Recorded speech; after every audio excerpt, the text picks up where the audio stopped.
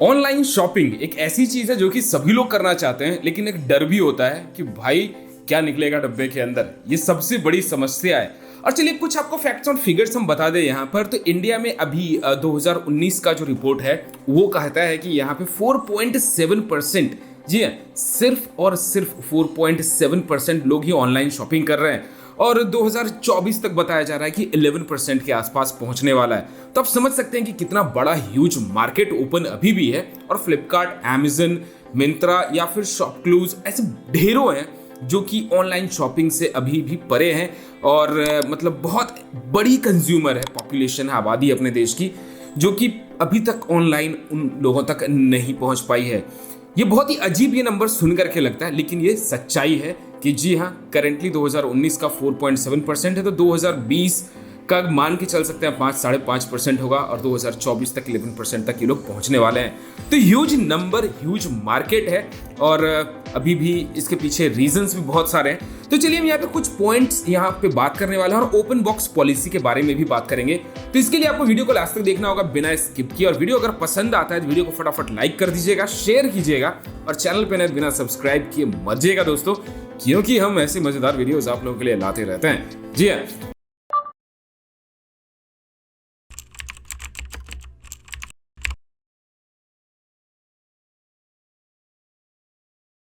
तो बात कर लेते हैं यहाँ पे, क्योंकि अभी भी इंडिया में बहुत बड़ा मार्केट है ऑनलाइन शॉपिंग को लेकर के, और मेजॉरिटी ऑफ द लोग अभी भी ऑनलाइन की तरफ जाने में हिचकिचाते हैं।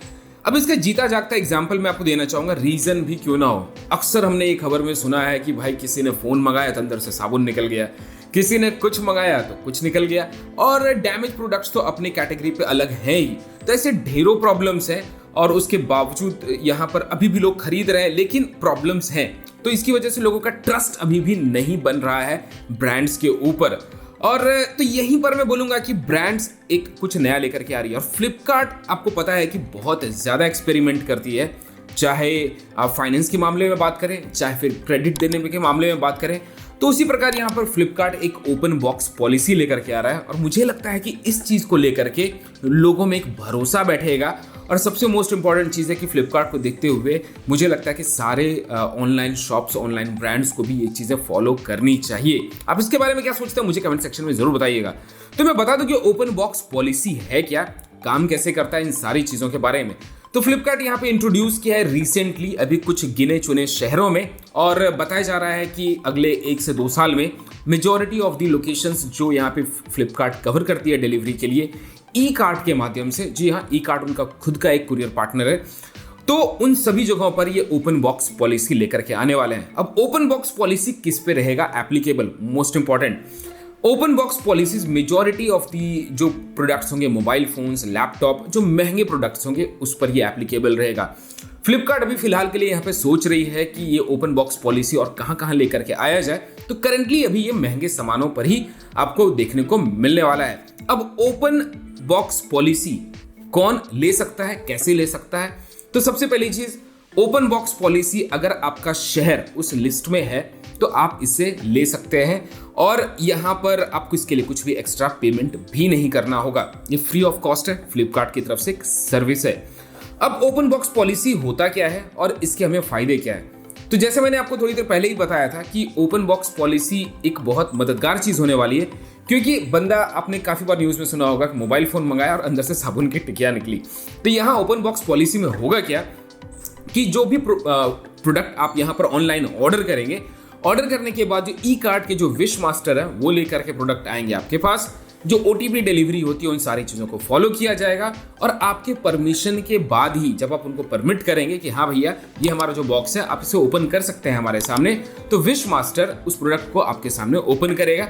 और ओपन भी सिंगल लेयर नहीं, डबल लेयर है, मतलब जो बाहरी पैकेज होता है और जैसे मोबाइल अंदर में रहता है उसका डब्बा होता है, तो वो भी ओपन करके आपको ये देंगे। तो जब भी आप ये चीज़ बोलिएगा तो वो कंप्लीट उस प्रोसेस को फॉलो करेंगे। तो ओपन करेंगे, फिर आपको प्रोडक्ट दिखा देंगे कि हाँ भाई वही है, कोई डेंट नहीं है, डैमेज नहीं है, ये सारी चीज़ें वहाँ पर वो देख लेंगे, वेरीफाई कर देंगे। जब आप बोलेंगे हाँ भाई इट्स ओके, मेरा जो सामान मैंने ऑर्डर किया था वही चीज़ है, फिर वो उसी तरह वापस से सारे कुछ डब्बे में डाल देंगे और आपको हैंड ओवर कर देंगे। पहली चीज़ ये होता है एप्लीकेबल उन लोगों के लिए जिन्होंने प्रीपेड ऑर्डर्स किए हैं। अब कैश ऑन डिलीवरी वाले के लिए क्या है तो कैश ऑन डिलीवरी वालों के लिए ऐसा रहेगा कि जब बंदा ई कार्ड विश मास्टर आपके घर पर आएगा तो आने के बाद फिर आपका जो भी अमाउंट होता है आपको पे करना होगा। जी हाँ, आपको पे करना होगा पहले, और पे करने के बाद फिर वो ओपन बॉक्स पॉलिसी जो प्रीपेड में उन्होंने किया था वैसे ही आपकी परमिशन के साथ उसे ओपन करेंगे, चेक करेंगे और फिर चले जाएंगे। अब अगला सवाल कि अगर प्रॉब्लम्स निकलती है, डेंट निकला, प्रॉब्लम निकला तो क्या? तो जी हाँ, यहाँ पर काम आएगा ओपन बॉक्स पॉलिसी। और इस जगह पे दोस्तों ये सबसे अच्छी चीज है कि फ्लिपकार्ट वहां पर इमीडिएटली उसे रिटर्न में डाल देगा। जी हाँ, इमीडिएटली यहाँ पे रिटर्न या रिप्लेसमेंट जो भी होता है पॉलिसीज के हिसाब से वहां पे इंस्टेंटली उसे डाला जाएगा। तो आपको वहां पे वेट नहीं करना होगा, ये बहुत ही इंस्टेंट होगा। तो ये रही कुछ फ्लिपकार्ट के ओपन बॉक्स पॉलिसीज के बारे में। अब जो लार्ज अप्लायंसेस हैं जैसे कि टीवी या फिर फ्रिज या फिर कोई ऐसा चीज जहां पे इंस्टॉलेशन की जरूरत हो, तो उस केस में क्या होगा?